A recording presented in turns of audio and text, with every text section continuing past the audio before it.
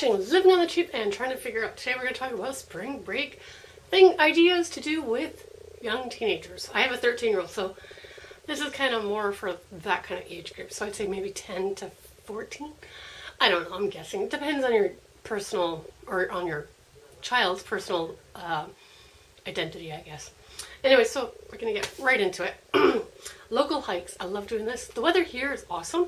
Maybe I'll give you a peek out the window soon. But yeah, local hikes, free. Hey, everybody likes to do something for free. Ice skating.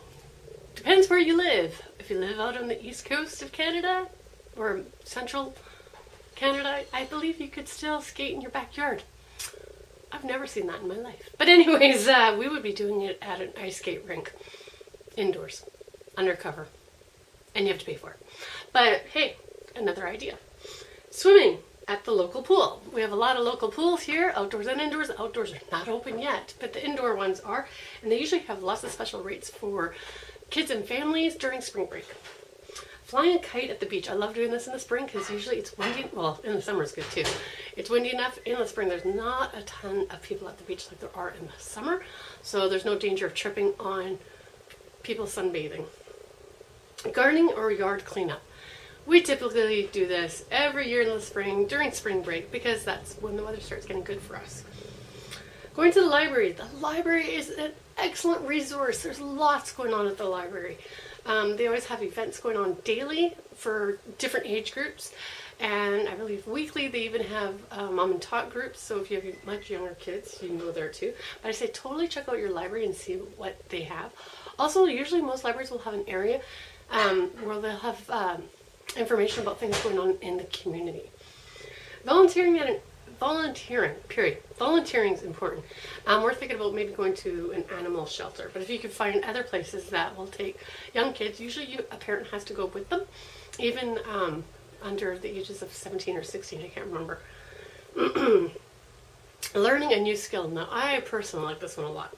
You can either learn to play an instrument, crochet, knitting, whittling wood. There's lots of different things that you can learn. And you don't have to pay to learn how to do this. You don't have to go to the community center. YouTube. Lots and lots of information on YouTube.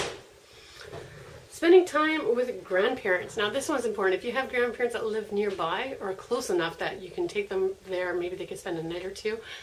I think this is important both for the grandparents' well-being as well as the grandchild's well-being.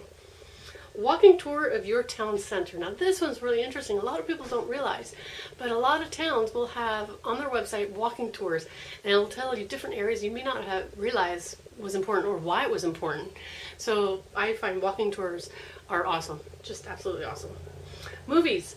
I know Cineplex is doing $2 movies during the day for the 2 weeks of spring break here in the Lower Mainland, but check your local listings to find out. Also, your spring break may be different time than ours, so definitely check that. But there usually is a chain of movie theaters that will do cheaper rates of kids' movies. Oh, arcades. Now, this might be a little bit difficult. People are like, arcades? Why would you want to go to an arcade? Everybody owns a PS3 or 4 or whatever, a Nintendo Entertainment System of some sort, or an Xbox. I don't know. Why would you go to the arcade? You would be surprised. My daughter just turned 13 in January, and that's where she wanted to go. Castle Fun Park in Cloverdale is an actual arcade. That's all it is, really. It's a hyped up arcade. There is mini golf in there as well. But it's mostly an arcade, and she loved it, and so did her friends. So looking for a local arcade is always kind of fun. You know, give them a roll of quarters and tell them go for it. Might be need more than quarters nowadays. I don't know. Heading to the mall. Now that one's kind of iffy. I usually will only give my daughter $20 and let her go to the mall, but being at spring break, it'll probably be a lot less, like $5 if she goes there frequently, because I don't want her to be shopping all the time, but she does need snacks. Sleepovers. That one's always awesome because, again, it's free.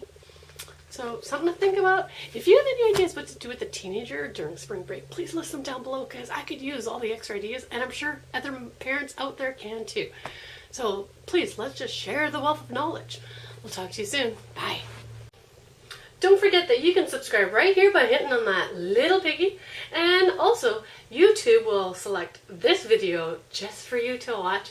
And here's a playlist that you can watch of mine as well. We will talk to you soon.